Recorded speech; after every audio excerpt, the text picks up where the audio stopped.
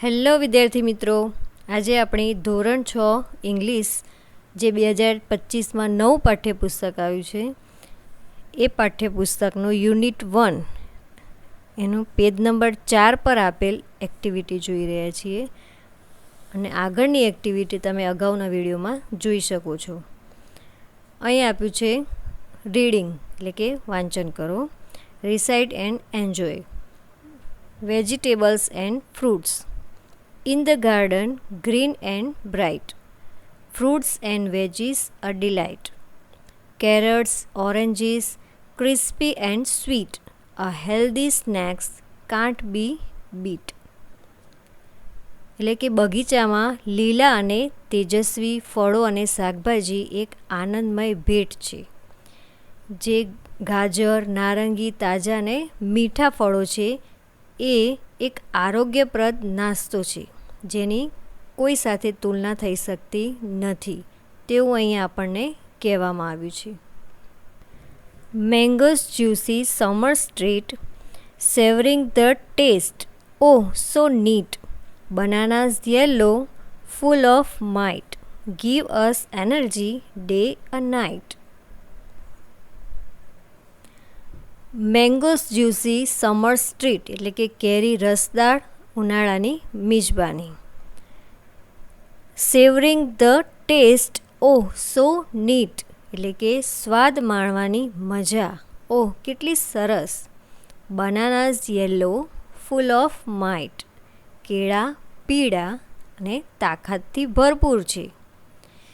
Give us energy day and night, આપણને ઉર્જા આપે છે દિવસ અને રાત.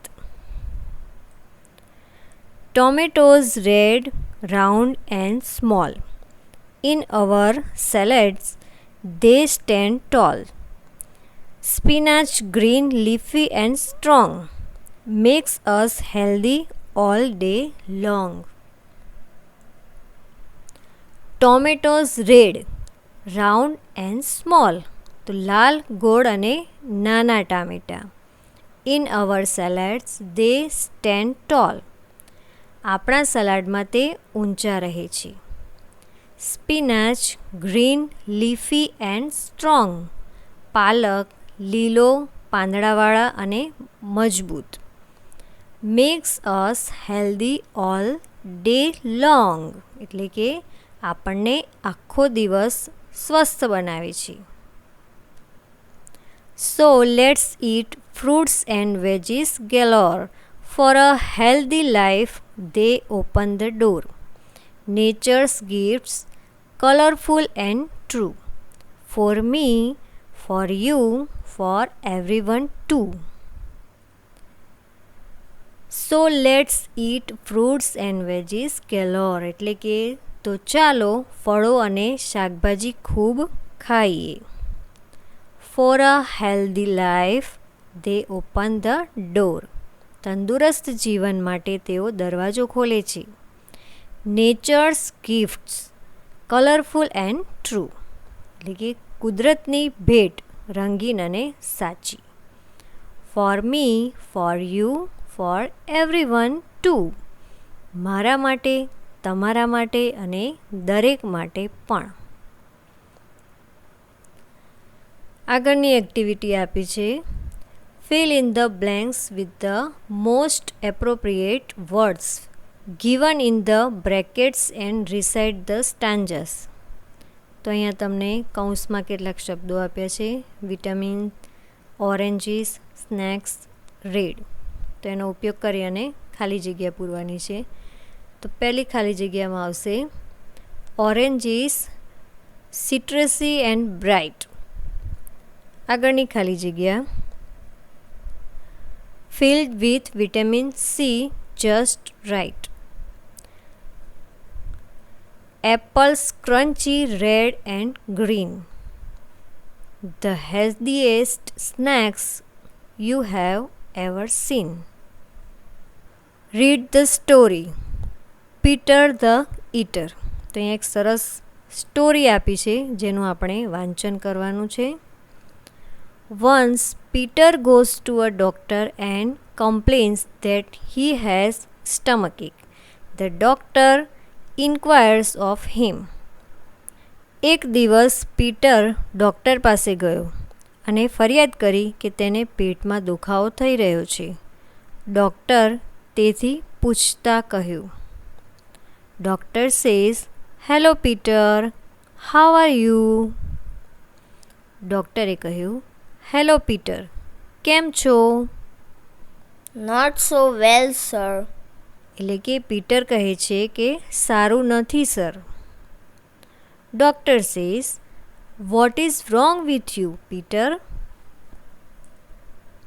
ડૉક્ટરે કહ્યું, શું ખરાબી છે Peter?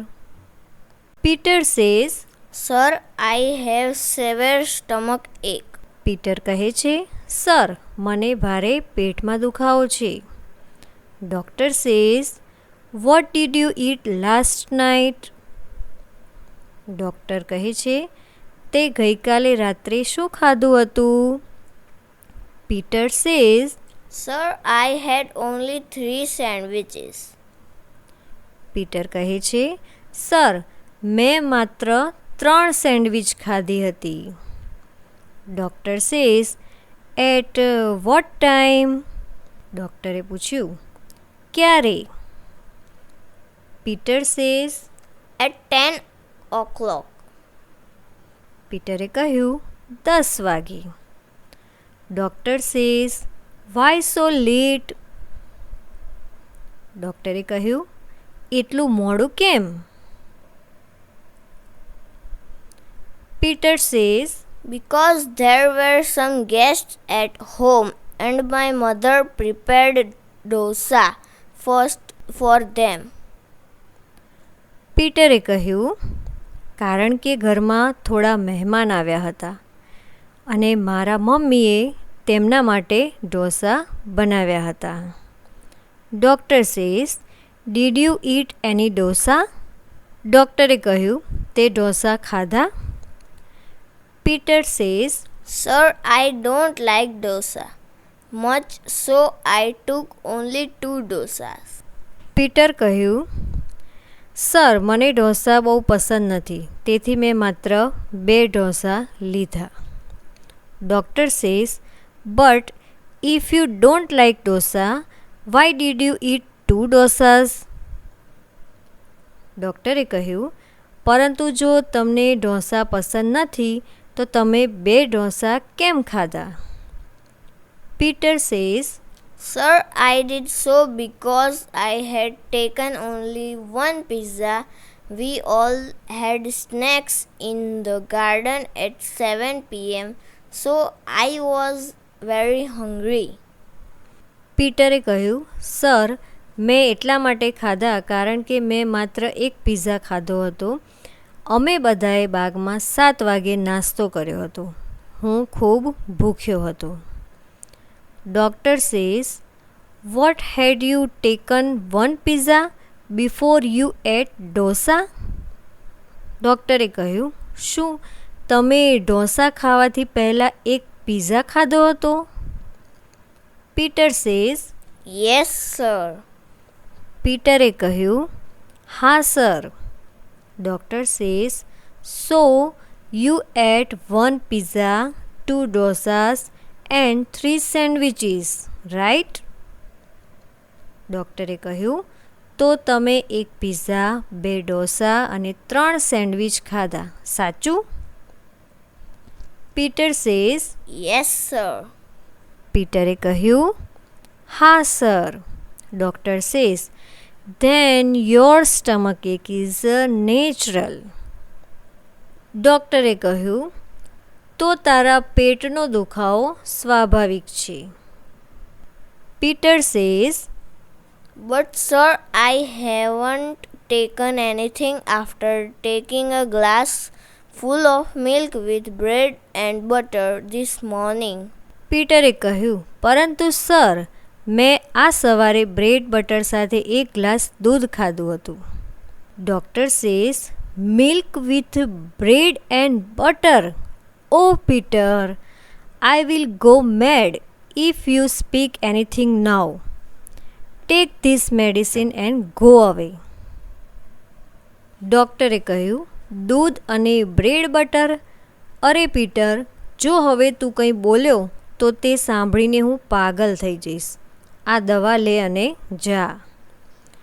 Peter says, Thank you, sir. Should I eat anything before I take this medicine? Will it be harmful if I take it on a hungry stomach? The doctor looks at Peter angrily, and Peter quickly goes out of the room. પીટરે કહ્યું, ધન્યવાદ sir. શું હું આ દવા લેતા પહેલાં કશું ખાઉં? શું ખાલી પેટ દવા લેવું હાનિકારક થશે? Complete the answer to this questions. પહેલો ક્વેશ્ચન આપ્યો છે, who came to Peter's home? જવાબ થશે, some guest come to Peter's home. What did Peter eat last night? Peter ate 3 sandwiches and 2 dosa the last night.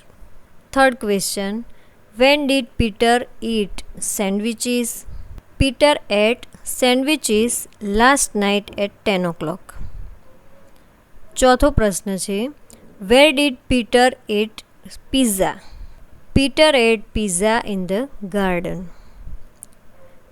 પાંચમો પ્રશ્ન, did Peter go to the doctor? Yes, Peter went to the doctor. Use all the letters of the given words and make new words. Example, beard અને bread. એ જ રીતે આગળ જોઈશું, eat, tea. અહીં સ્પેલિંગમાં જેટલા પણ આલ્ફાબેટ આપેલા છે એનો ઉપયોગ કરી અને એ જ અક્ષરનો ઉપયોગ કરીને આપણે નવો સ્પેલિંગ બનાવવાનો છે. આગળ આપ્યું છે નેટ, 10. ત્રીજું છે top, pot, dosa, soda, post, stop, now, 1, but, tub, loss, soul, let, tell, last, salt. Strike out the letter M, underline the words in the story. અહીંયા જેટલા પણ એમ આપેલા છે એના સિવાયના જે પણ અક્ષર છે એના નીચે અંડરલાઇન કરો તો જુઓ કે કયો સ્પેલિંગ બને છે. તો આમાં સ્પેલિંગ બનશે ડૉક્ટર. બીજો સ્પેલિંગ બનશે hungry, pizza, quickly, glass. Study the invoice and answer the question. નીચે તમને એક બિલ આપેલું છે અને બિલનો તમારે અભ્યાસ કરવાનો છે. અન્નપૂર્ણા ગ્રોસરી સ્ટોરનું આ બિલ છે. એડ્રેસ તમને આપેલું છે, ઓનરનું નામ આપેલું છે રમેશ બારોટ, જીએસટી નંબર આપેલો છે, ઇન્વોઇસ નંબર, ઇન્વોઇસ ડેટ અને કસ્ટમર નેમ અને નીચે તમને ઇન્વોઇસ ડિટેલ્સ આપેલી છે કે એમને કઈ કઈ વસ્તુ ખરીદી, એની ક્વોન્ટિટી આપી છે, પ્રાઇસ આપેલી છે, ટોટલ અને નીચે ટોટલ અમાઉન્ટ, જીએસટી સાથેનું ટોટલ અમાઉન્ટ કેટલું થયું એ પણ તમને આપેલું છે. તો આનો અભ્યાસ કરી અને હવે આપણે આગળના પ્રશ્નો જોઈશું. પહેલો પ્રશ્ન છે, what is the total amount including GST of the bill? એટલે જીએસટી સાથેનું કેટલું બિલ થાય છે એ આપણે લખવાનું છે. The total amount including GST of the bill is ₹1454.25. બીજો પ્રશ્ન, who is the owner of Annapurna grocery store?